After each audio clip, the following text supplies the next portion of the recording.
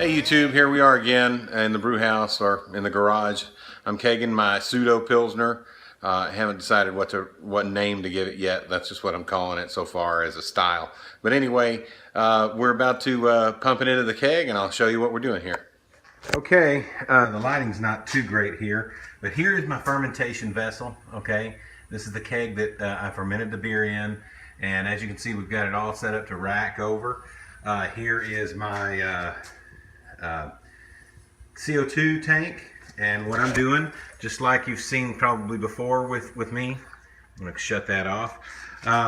We're pumping CO2 over into the receiving keg, okay, just to kind of buffer, just to give it a layer of CO2 so that when we pump the beer from the fermenting keg over to the serving keg, if any splashing goes on down in the bottom of there while we're pumping in, it's not going to oxidize the beer because it's going to be in a CO2 rich environment.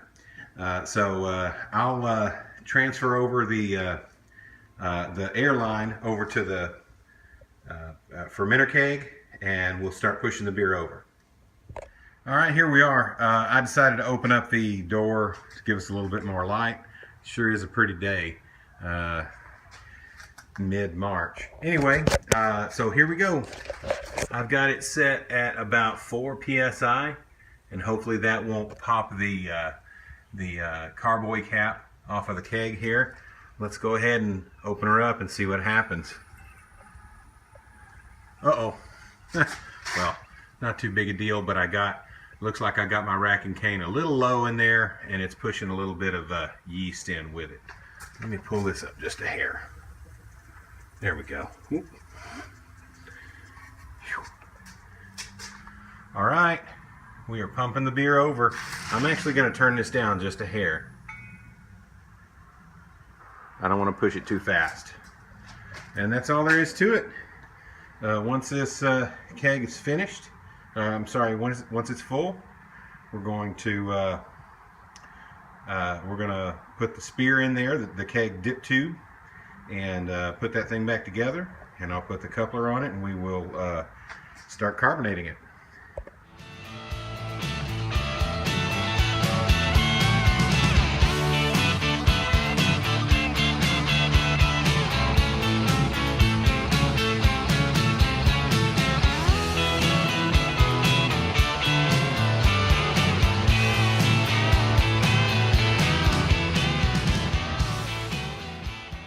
Okay, the sun's going down, so our lighting is not as good in the alley and in the garage, but I put the tap on the keg, okay, and I've got our regulator set at 30 psi. Right here, I wish I'd had another beer nut and maybe tailpiece, because I didn't need to hook up the beer line at this point, because I have that stopped off. What you can't see in here is I have a dime in between the washer and the tailpiece, okay, and that way that's completely stopped off, and no beer can get up into the line. You know, I don't want this thing, the faucet, to be under pressure at 30 psi. That's just not a good idea, I don't think. But because I didn't have an extra beer nut, by the way, I just bought this tap. Okay, this is the first time that I'm kegging the beer in an actual Sankey keg, and so anyway, I just bought this tap on Amazon. It's all stainless, 33 bucks and change. I'm really impressed. And this little handle, actually you just you tilt the handle and pop it up instead of having to pull it out and up or down. I really don't know what to compare it to, because I've never had a Sankey tap before, or Sankey coupler. But anyway, so what I'm going to do is I'm going to turn this thing on its side. I've already got it going at 30 psi, and I'm going to rock it. I'm going to shake it, and as I shake it, I'll be able to hear the gas going in. You'll hear it hissing. As you shake it, it gives it more contact time with the between the beer and the CO2. Okay, and so let's see how we do.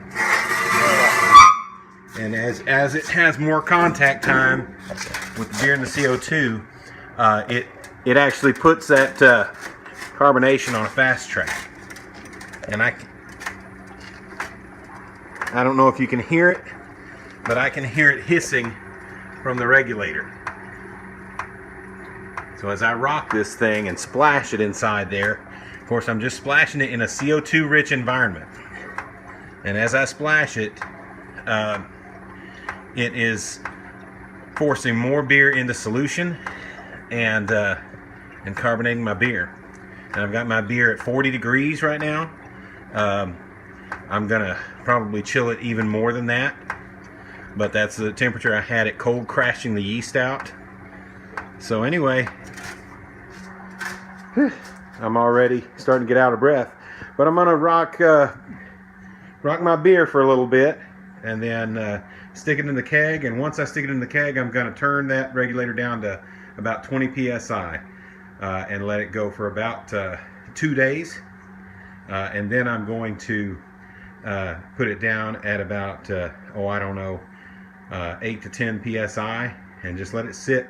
I'm going to let this thing sit for at least a week. I don't have to, but that beer is still quite a bit hazy, and I want to get more of the solids, yeast and particles dropped out of the beer before I start serving it.